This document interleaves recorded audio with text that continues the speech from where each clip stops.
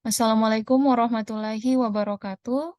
Kami dari kelompok 5 ingin mempresentasikan hasil diskusi kami, yaitu bagaimana peningkatan mutu guru.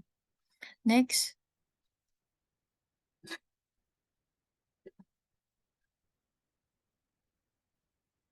Adapun anggota kelompok dari kelompok kami, yaitu yang pertama Putri Nirmala, saya sendiri, yang kedua Nur Hafida, dan yang ketiga adalah Amelia Uswatun Hasanah. Next. Nah, adapun pokok-pokok pembahasan yang kami presentasikan, yang pertama itu definisi mutu guru, bagaimana standar pendidikan bagi mutu guru, bagaimana peran dan juga syarat guru kompeten, peningkatan kompetensi guru, permasalahan yang terkait dengan peningkatan mutu guru, dan juga solusi terkait peningkatan mutu guru. Untuk materi yang pertama, saya persilahkan oleh saudari Nur Hafida.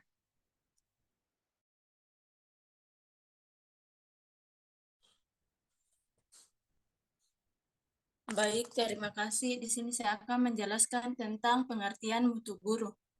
Nah, standar mutu merupakan acuan yang harus dipenuhi oleh siapapun agar mencapai tujuan terbaik dalam kehidupan. Dengan standar kualitas ini, kita dapat melakukan berbagai inovasi dan kreasi untuk mewujudkan program yang sudah disusun. Guru adalah sosok yang secara langsung menyelenggarakan proses pendidikan dan pembelajaran.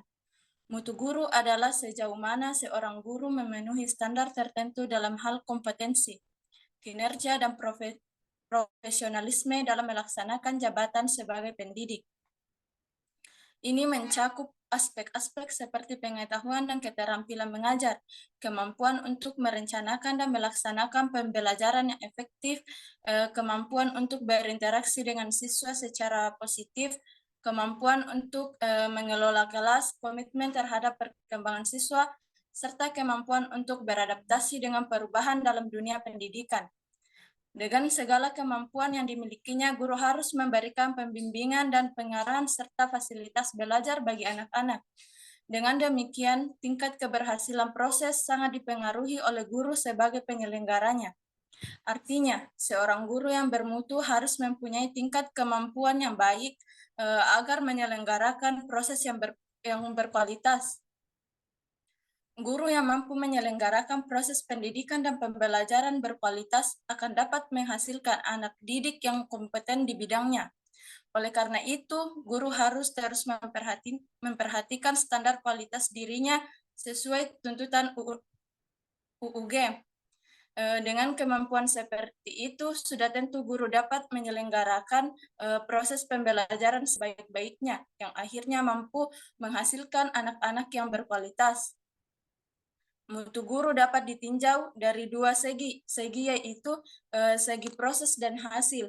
Dari segi proses, guru dikatakan berhasil apabila mampu melibatkan sebagian besar peserta didik secara aktif, fisik, mental, maupun sosial dalam proses pembelajaran. Di samping itu, dapat dilihat dari gairah dan semangatnya mengajar, serta daya rasa percaya diri. Adapun dari segi hasil, guru dikatakan berhasil apabila pembelajaran yang diberikannya mampu mengubah perilaku sebagai besar peserta didik ke arah penguasaan kompetensi dasar yang lebih baik. Sekian materi saya serahkan ke pemateri selanjutnya. Nah, baik. Bagaimana sih standar pendidikan profesi guru sebagai upaya peningkatan mutu guru? Jadi, standar pendidikan profesi guru itu adalah panduan dan juga kriteria bagaimana melatih calon guru agar memiliki kompetensi yang diperlukan dalam memberikan pengajaran yang berkualitas kepada siswa. Jadi, dalam Undang-Undang Guru dan Dosen terdapat persyaratan penting memang untuk menjadi seorang guru yang profesional. Jadi salah satunya itu memiliki kualifikasi pendidikan yang mencakup tingkat pendidikan minimal yaitu sarjana atau setara. Nah, jadi peningkatan kualitas guru sangat penting di dalam pendidikan dalam pendidikan, dan juga pendidikan profesi itu adalah salah satu cara untuk mencapai upaya peningkatan kompetensi itu sendiri. Jadi hal ini tujuan dari standar pendidikan untuk profesi guru bertujuan untuk menjaga kualitas pendidikan secara merata. Jadi dengan demikian pendidikan profesi menjadi jalan yang kritis dan juga memastikan guru itu memiliki kualifikasi yang memadai dan juga menjaga standar kualitas dari sistem pendidikan itu sendiri. Next. Nah, untuk menjadi guru yang kompeten, ada pula syarat-syaratnya. Yang pertama adalah keguruan kompetensi. Jadi, kompetensi itu adalah kombinasi dari pengetahuan, keterampilan, dan juga sikap profesional yang diperlukan agar seorang guru itu dapat memberikan pengajaran yang efektif dan juga mendukung perkembangan siswa dengan baik. Jadi, kompetensi ini adalah suatu kualifikasi atau kemampuan seseorang yang dapat bersifat baik itu kualitatif dan juga kuantitatif. Jadi, kompetensi bagi guru ini memang, sangat diperlukan untuk melaksanakan profesinya, karena pemerintah juga sudah, mengeluarkan beberapa syarat yang harus dipenuhi untuk bagaimana cara, menjadi guru yang profesional atau guru yang, bermutu. Nah, adapun yang pertama itu harus memiliki kompetensi kepribadian, yang di mana kompetensi kepribadian ini seperti penguasaan kepribadian yang mantap, yang stabil, berwibawa, sabar, teladan bagi peserta didik. Jadi bertindak sesuai dengan, norma hukum dan kebudayaan nasional Indonesia. Dan yang yang terpenting dalam kepribadian itu menjunjung tinggi, kode etik profesi guru. Jadi memang kepribadian ini sangat menentukan tinggi rendahnya seorang guru dalam, pandangan anak didik atau masyarakat. Jadi sangat, penting untuk memiliki kompetensi kepribadian bagi seorang guru. Yang kedua adalah kompetensi mata pelajaran. Nah, di dalam kompetensi mata pelajaran itu, guru harus memiliki kemampuan dalam bidang studi yang memuat pemahaman akan karakteristik dari bahan ajar yang akan, diberikan kepada peserta didik. Baik itu dalam penguasaan konsep, bagaimana, bagaimana merealisasikan metode ilmu yang relevan, yang sesuai dengan, ilmu-ilmu yang diterapkan nantinya. Jadi, guru juga perlu mengerti bagaimana metode ilmu itu diajarkan, bekerja. Jadi guru perlu mengerti bagaimana cara kerja ilmu yang digelutinya. Yang ketiga adalah menguasai kompetensi pembelajaran. Jadi, kompetensi pembelajaran itu bagaimana kemampuan seorang guru atau pendidik, akan bagaimana sifat, ciri anak pendidik, dan juga perkembangannya. Jadi, guru harus, ketika melakukan, pembelajaran, guru harus, terlebih dahulu melihat, bagaimana sih karakteristik dan juga perkembangan anak didik. Selain itu, penguasaan teori pendidikan dan juga metodologi pengajaran yang sesuai yang diberikan sesuai dengan karakteristik, perkembangan anak didik itu juga penting dalam, pemilihan pembelajaran yang sesuai untuk peserta didik nantinya. Nah, yang selanjutnya adalah kompetensi pedagogik. Jadi kompetensi pedagogik ini adalah bagaimana kemampuan seorang guru dalam bisa mengelola proses pembelajaran peserta didik. Jadi, eee apa sih, yang pedagogik ini bagaimana kita bisa, memahami sampai mana sih pemahaman peserta didik ini dengan merancang pembelajaran dan juga pelaksanaannya. Dan juga kita bisa melihat pemahaman seorang peserta didik dengan mengevaluasi pembelajaran tersebut dan juga, mengetahui bagaimana perkembangan peserta didik untuk mengaktualisasi, berbagai potensi-potensi yang dimiliki si peserta didik ini. Nah, yang selanjutnya adalah kompetensi profesional. Jadi kompetensi profesional itu adalah bagaimana kemampuan seorang guru dalam penguasaan materi pembelajaran secara luas dan juga mendalam yang memungkinkan bisa mendidik peserta didik memenuhi standar kompetensinya. Jadi kompetensi profesional guru itu merupakan kompetensi yang menggambarkan kemampuan khususnya yang sadar dan terarah kepada tujuan-tujuan tertentu seperti menguasai materi, eee, bisa mengembangkan materi pembelajaran, dan juga bagaimana seorang guru ini bisa memanfaatkan informasi teknologi-teknologi yang ada.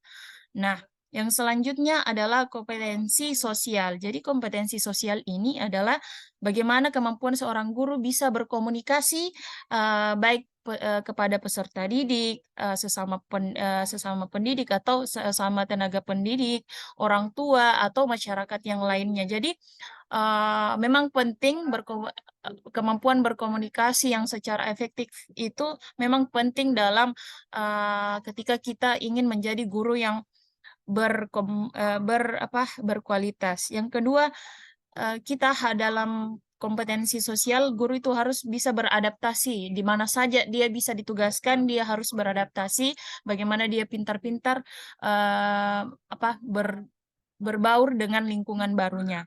Selanjutnya adalah kompetensi pengelolaan kelas. Jadi pengelolaan kelas di sini bagaimana seorang guru bisa mampu, mmm bisa mampu mengasah keterampilan usaha guru menciptakan dan juga memelihara kondisi belajar yang optimal, dan bagaimana juga mengembalikan kondisi belajar yang awalnya optimal dan, terjadi gangguan di situ. Jadi, guru harus pintar-pintar mengatur tata ruang kelas sebagai tempat berlangsungnya proses belajar.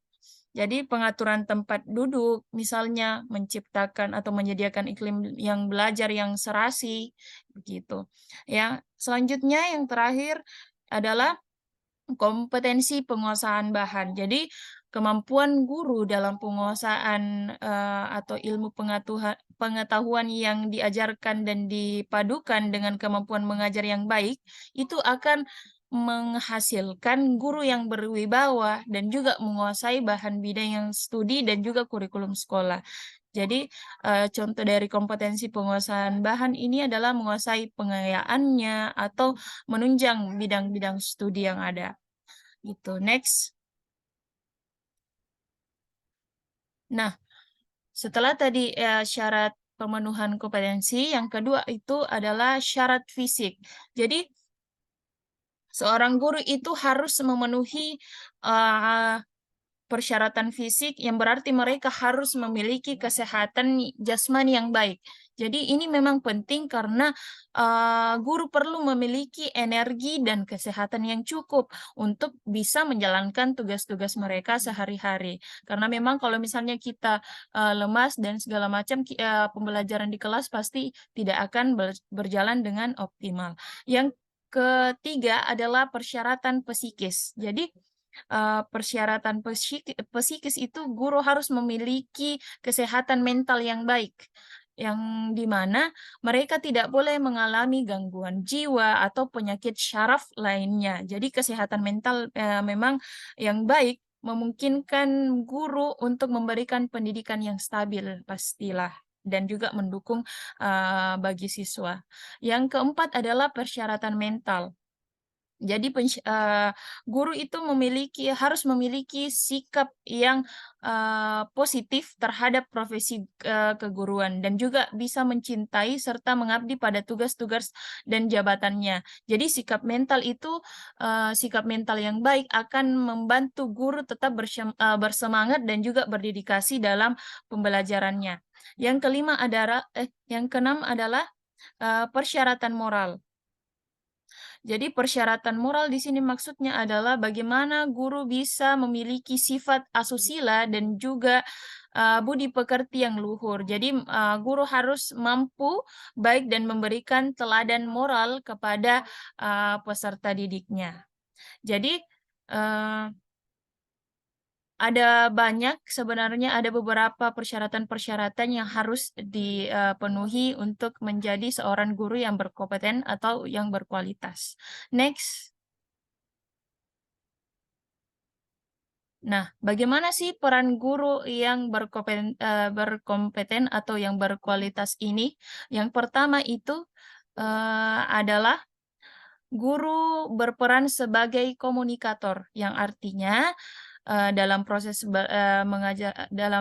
belajar mengajar, guru harus memiliki pengetahuan dan keterampilan yang mereka sampaikan kepada siswa melalui berbagai cara, seperti, apa, ceramah, demonstrasi, diskusi, atau penggunaan materi ajar. Jadi, guru harus memiliki kemampuan yang baik untuk menjelaskan bagaimana konsep-konsep, apalagi konsep belajar yang kompleks dan juga menjadikannya itu lebih mudah dimengerti oleh siswa. Yang kedua adalah fasilitator. Guru berperan sebagai fasilitator karena mereka harus menciptakan lingkungan yang mendukung proses belajarnya siswa. Jadi, ini mencakup, seperti rencana pembelajaran yang baik, menyediakan sumber daya yang diperlukan, dan juga membantu siswa saat mereka menghadapi hambatan dalam pemahaman. Jadi, sebagai fasilitator, guru ini harus mendorong siswa untuk berpikir secara kritis dan juga mandiri. Yang selanjutnya adalah motivator. Jadi, salah satu peran kunci dari guru itu adalah mereka tidak hanya menyampaikan informasi, tetapi mereka juga harus membangkitkan minat dan semangat belajarnya siswa.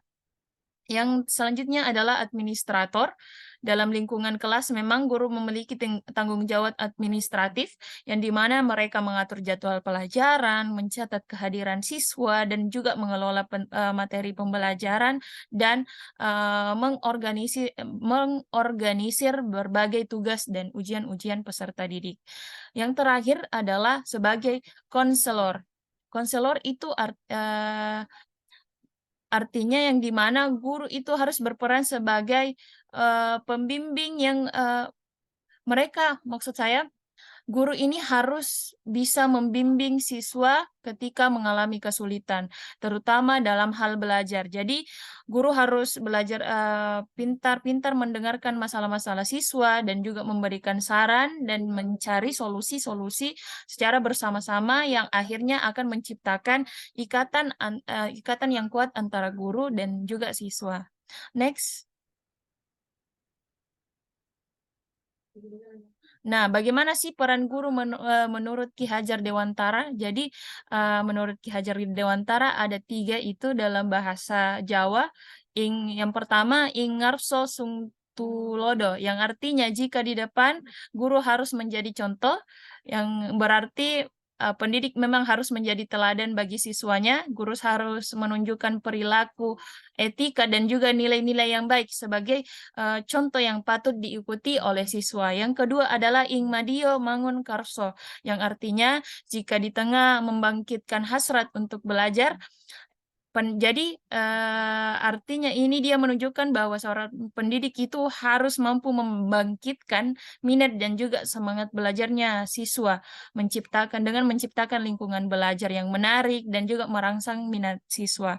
Yang ketiga adalah guru, berperan sebagai tutwuri handayani. Jadi jika di belakang itu memberikan dorongan. Bagian ini juga menekankan, guru sebagai pendukung dan pembimbing yang harus memberikan dorongan dan juga bantuan kepada siswa ketika siswa menghadapi kesulitan. Jadi memang ada 3 ya, yang pertama Ingarso Sungtolodo, jika di depan menjadi contoh, jika di tengah membangkitkan hasrat untuk belajar, jika di belakang memberikan dorongan. Next. Nah, bagaimana cara peningkatan mutu guru? Yang pertama, memang peningkatan kompetensi guru itu adalah suatu hal yang penting dalam dunia pendidikan karena guru memang perlu, terus mengembangkan diri mereka agar tetap relevan dalam menghadapi perubahan-perubahan kurikulum di zamannya. Jadi perkembangan ilmu pengetahuan dan juga tuntutan pendidikan yang semakin kompleks itu, yang membuat, guru profesi guru harus mengembangkan ilmu-ilmu yang ada. Nah, cara-caranya yaitu yang pertama mengikuti kegiatan perkuliahan. Jadi ini mencakup pengambilan kursus, pengambilan kursus tambahan, seminar atau lokakarya yang lainnya. Yang kedua adalah mengikuti atau program pendidikan profesi. Jadi ini merupakan salah satu metode yang umum digunakan untuk bagaimana bisa meningkatkan kompetensi guru. Jadi mengikuti program pengembangan profesional yang memang dirancang khusus untuk meningkatkan keterampilan pengajaran guru. Yang terakhir adalah belajar secara mandiri. Nah, ini memang merupakan upaya guru untuk terus belajar dan juga mengembangkan dirinya tanpa harus mengikuti program-program formal di luar sana. Jadi ini bisa melibatkan membaca literatur terbaru dalam dunia pendidikan, mengikuti komunitas guru dan yang lainnya. Nah, saya serahkan ke pemateri selanjutnya. Baik, selanjutnya kita masuk pada bagian isu permasalahan terkait peningkatan mutu guru. Dari beberapa artikel jurnal dan berita yang telah kami cari, di sini ada beberapa permasalahan-permasalahan terkait peningkatan mutu guru. Yang pertama itu ketidaksesuaian latar belakang keilmuan dengan bidang yang diajar. Nah, dalam artikel jurnal yang berjudul Identifikasi Permasalahan Pendidikan di Indonesia untuk Meningkatkan Mutu dan Profesionalisme Guru, ini mengemukakan permasalahan guru yaitu permasalahan pada penempatannya, terutama dalam hal penempatan studi. Seringkali menghadapi kendala. Contohnya ini ada situasi di mana seorang guru baru ditempatkan di sebuah sekolah, tetapi bidang studi yang sesuai dengan kalian ini sudah penuh, sehingga guru tersebut terpaksa mengajar mata pelajaran yang lain yang berada di luar bidang kompetensinya. Uh, Dalam konteks ini, seorang guru kan harus idealnya itu mengajar sesuai dengan bidang keahliannya. Akhirnya, ia harus mengajar mata pelajaran yang tidak sesuai dengan bidang studinya. Situasi ini dapat mengakibatkan peningkatan beban kerja seorang guru. Yang kedua itu guru tidak profesional. Pada berita yang berjudul Rendahnya Kompetensi Guru Jadi Permasalahan Pendidikan di Indonesia, ini ditulis oleh Hesti Sulastri, konsultan relawan sekolah literasi, mengemukakan itu pada tahun 2017 sekitar 25% dari total 3,9 juta guru yang ada di Indonesia masih belum memenuhi persyaratan kualifikasi akademik yang diperlukan. Sementara 52% dari mereka belum memiliki sertifikat profesi. Dalam menjalankan tugasnya, seorang guru diharuskan memiliki 4 kompetensi utama yang dijelaskan oleh teman saya tadi, yaitu kompetensi pedagogik, profesional, kepribadian, dan sosial. Kasus-kasus lainnya yang ditemukan oleh Hesti, di mana di sekolah dasar yang ia dampingi ada 14 guru yang telah mencapai gelar sarjana pendidikan, dan salah satu mereka ini saat ini sedang mengajar gelar S2. Namun sayangnya mereka menunjukkan ketidakminatan dalam meningkatkan pengetahuan dan kompetensi mereka dalam proses mengajar. Nah, menurut kami bahwa rendahnya kompetensi guru di Indonesia adalah isu serius yang perlu segera diatasi. Fakta bahwa sebagian besar guru tidak memiliki syarat kualifikasi akademik dan tidak memiliki sertifikat profesi mengindikasikan kurangnya persiapan yang memadai sebelum mereka masuk ke profesi guru, profesi pengajaran. Untuk meningkatkan kualifikasi pendidikan di Indonesia, perlu adanya langkah-langkah konkret seperti pelatihan, pengembangan profesionalisme, dan insentif untuk mendorong guru-guru untuk terus meningkatkan pengetahuan dan kompetensinya. Yang ketiga itu, permasalahan yang ketiga itu kurangnya minat guru untuk memanfaatkan media pembelajaran. Pada zaman sekarang, sebagian besar guru itu banyak yang mengandalkan buku sebagai media pembelajaran utamanya. Akibatnya penggunaan media lain itu kurang dimanfaatkan atau bahkan minim.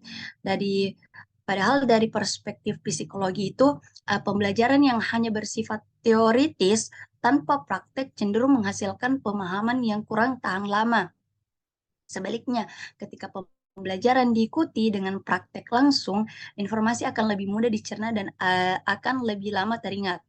Kurangnya pemanfaatan berbagai media dalam proses pembelajaran oleh seorang guru dapat berdampak negatif pada siswa. Hal ini dapat membuat siswa kesulitan memahami materi yang diajarkan dan sebagai akibatnya guru dapat dianggap kurang berhasil dalam perannya sebagai pendidik. Oleh karena itu, penting bagi guru untuk lebih aktif dalam menggunakan berbagai media pengajaran agar siswa dapat mengalami pembelajaran yang lebih efektif dan berkesan. Yang masalah keempat itu kurangnya motivasi guru dalam mengembangkan kualitas dirinya. Dalam artikel yang berjudul Permasalahan Guru di Indonesia, mengatakan bahwa salah satu permasalahan dalam meningkatkan kualitas mutu guru yaitu pada bagian kompetensi. Nah, hasil ujian kompetensi guru dalam beberapa tahun terakhir ini menunjukkan tingkat kompetensi guru di Indonesia ini masih rendah. Fakta ini juga tercermin dalam peringkat rendah Indonesia dalam beberapa peningkatan internasional tentang kemampuan siswa dalam mata pelajaran seperti membaca, belajar matematika, dan sains. Tanda-tanda ketidakkompetensi seorang guru meliputi ketidakmampuan dalam menggunakan teknologi komputer, pendekatan pengajaran yang terbatas pada metode ceramah, kurangnya kemampuan menerapkan metode pengajaran yang interaktif dan menarik, serta ketidakmampuan dalam memanfaatkan dan mengelola informasi dari internet. Nah, selain itu, sebagian guru mungkin kurang mampu membuat pelajaran menjadi kontekstual dan relevan bagi siswa. Dalam beberapa kasus juga ada beberapa guru yang kehilangan motivasi untuk belajar lebih lanjut. Mereka bisa bilang ngestak atau merasa puas dengan pengetahuan dan keterampilan yang mereka miliki dan merasa bahwa metode pengajaran mereka telah benar selama ini. Jadi untuk guru-guru seperti ini pilihan yang baik adalah untuk dipertimbangkan untuk mutasi ke posisi non pengajar dalam pendidikan atau mempertimbangkan pensiunan. Dan yang kelima itu kurangnya kesejahteraan guru. Dalam jurnal yang berjudul Kesejahteraan dan Kualitas Guru sebagai Ujung Tombak Nasional telah ditemukan contoh kasus di lapangan, yaitu seorang guru honorer mengeluhkan gajinya yang hanya sekitar Rp300.000 per bulan. Ini bukanlah rahasia, ini sudah menjadi rahasia umum. Banyaklah di luar sana guru honorer yang kesejahteraannya itu masih kurang. Nah, meskipun jam kerja dan tugasnya hampir sama dengan guru PNS, namun gaji guru honorer itu masih di bawah UMR.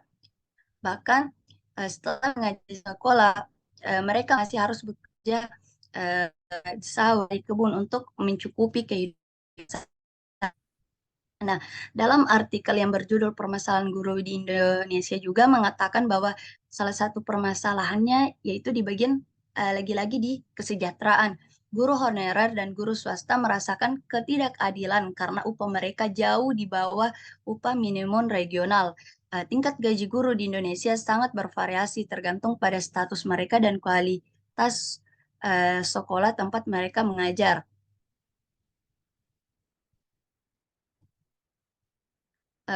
Perbedaan besar dalam tingkatan gaji antara guru PNS dan non-PNS ini akan membuat profesi guru itu akan kurang menarik bagi kalangan menengah masyarakat dan generasi muda yang berpotensi. Selanjutnya, solusi-solusi terkait permasalahan mutu guru. Yang pertama itu di masalah ketidaksesuaian latar belakang mutu guru. Ya, untuk mengatasi masalah guru yang mengajar di luar bidang studi mereka yang seharusnya diajarkan, yaitu pertama memberikan pelatihan tambahan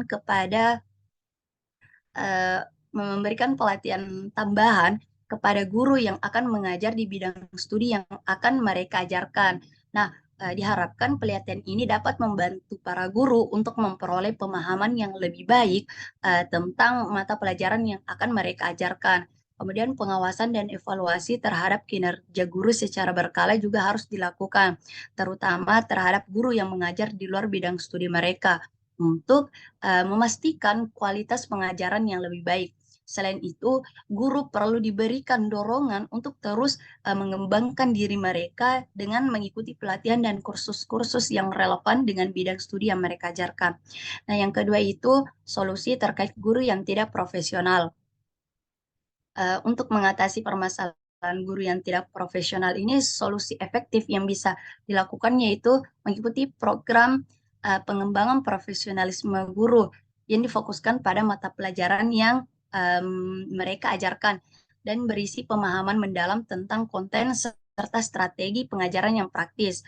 Kemudian yang kedua itu melibatkan guru dalam program berlandaskan konsep kepemimpinan guru dengan kolaborasi yang memampukan staf mengatasi permasalahan dalam pembelajaran mereka sehari-hari. Yang ketiga itu peningkatan kompetensi guru melalui program sertifikasi dengan penilaian portofolio. Kemudian yang keempat itu guru perlu meningkatkan keterampilan dalam mengembangkan teknologi digital untuk pembelajaran yang lebih efektif. Yang kelima itu aktif dalam kegiatan ilmiah seperti seminar dan forum ilmiah untuk menambah ilmu. Dan yang terakhir itu pelatihan untuk keterampilan berbahasa Inggris yang penting dalam era global saat ini. Diharapkan semua langkah-langkah ini bisa mendukung dalam meningkatkan profesionalisme guru. Yang ketiga itu kurang minat guru untuk memanfaatkan media pembelajaran.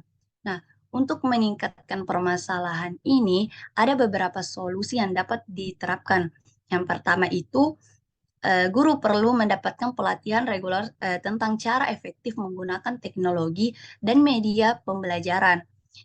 Ini nantinya akan membantu guru menjadi lebih percaya diri dan terampil dalam memanfaatkan teknologi-teknologi yang ada. Selanjutnya, pengembangan kurikulum yang mencakup penggunaan media berbagai bagian integral dari pembelajaran juga merupakan sebuah langkah penting. Hal ini melibatkan pembuatan materi pembelajaran yang memanfaatkan teknologi, video, gambar, dan sumber daya digital lainnya. Yang keempat itu solusi terkait permasalahan kurangnya motivasi guru dalam mengembangkan kualitas diri. Nah, solusi yang diberikan adalah dengan memberikan dukungan dan pelatihan lebih lanjut kepada para guru yang mengalami penurunan motivasi. Nah, guru perlu diberikan kesempatan untuk belajar dan berkembang dalam penggunaan teknologi serta mengadopsi metode pengajaran yang lebih interaktif dan menarik. Nah, pemerintah dan lembaga pendidikan ini harus menyediakan pelatihan yang relevan dan pelatihan yang relevan dan bermanfaat bagi guru agar mereka dapat memperbaiki pengetahuan dan meningkatkan keterampilan-keterampilan yang telah mereka miliki. Selain itu, guru yang mungkin kehilangan motivasi dan ia memang tidak mau memperbaiki dirinya, pilihan yang tepat itu adalah mutasi saja, mutasi ke peran lain atau pensiunan diri. Standarisasi dalam rekrutmen dan juga menetapkan standarisasi dan rekrutmen guru juga penting untuk memastikan bahwa hanya mereka yang memiliki kompetensi yang memadai yang dapat mengajar. Semua ini bertujuan untuk memastikan bahwa guru dapat memberikan pendidikan yang lebih baik kepada siswa dan meningkatkan kualitas pendidikan secara keseluruhan. Dan yang terakhir itu solusi terkait kurangnya kesejahteraan guru. Nah, untuk mengatasi permasalahan ini, beberapa solusi yang dipertimbangkan itu diharapkan pemerintah dapat menerapkan standarisasi guru yang adil dan setara. Kemudian perlu dilakukan kenaikan gaji guru yang berkala sesuai dengan inflasi dan tingkat kualitas pendidikan mereka. Gaji yang mencukupi untuk memenuhi kebutuhan dasar sangat penting untuk memotivasi guru dalam menjalankan tugas mereka. Selain itu, memberikan insentif tambahan kepada guru yang memiliki kualitas dan kinerja yang unggul, seperti penghargaan, pemberian bonus, atau kesempatan untuk mengikuti pelatihan lanjut dapat memberikan penghargaan yang pantas atas dedikasi mereka. Itulah tadi penjelasan materi dari kelompok 3. Selanjutnya kita masuk pada sesi tanya jawab. Jadi jika teman-teman mempunyai pertanyaan terkait materi yang sudah kami jelaskan tadi, bisa ditulis di kolom komentar. Selanjutnya, adapun kesimpulan dari presentasi kita kali ini, yaitu untuk meningkatkan mutu guru di Indonesia diperlukan penempatan guru yang lebih sesuai dengan latar belakang keilmuan dan pelatihan tambahan, pengembangan profesionalisme guru dalam mata pelajaran yang diajarkan, pelatihan penggunaan teknologi dan media pembelajaran, dukungan serta pelatihan tambahan untuk memotivasi guru, dan penerapan standarisasi gaji yang adil. Nah, dengan langkah-langkah ini diharapkan mutu guru di Indonesia dapat mengalami peningkatan yang signifikan. Mungkin itulah presentasi dari kelompok kami. Mohon maaf jika ada kesalahan kata, lebih kurangnya mohon dimaafkan. Wassalamualaikum warahmatullahi wabarakatuh.